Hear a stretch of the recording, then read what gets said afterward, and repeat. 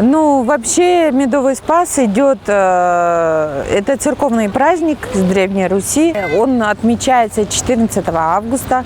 Все верующие в этот день собирают красивую корзину с медом, хлеб туда ложат, еще что-нибудь, и идут освещать. В этот день обычно пасечники начинали свою работу, разрезали соты и начинали торговать медом.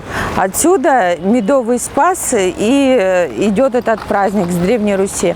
Обычно в Медовый Спас люди освещают мед. Мед символизирует здоровье, достаток в семье.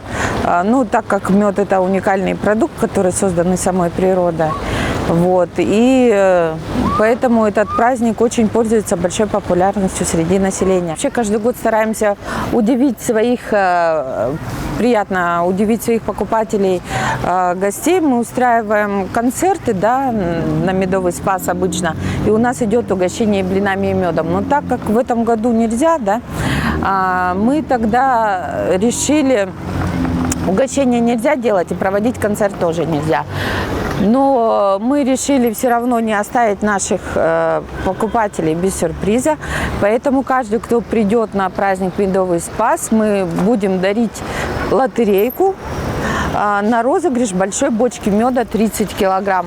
И у нас еще разыгрывается ведерко земляничного варенья 5-килограммовое. Так что на любую сумму, кто купит у нас, сделает покупку на ярмарку, именно в Медовый Спас будет выдаваться лотерейка.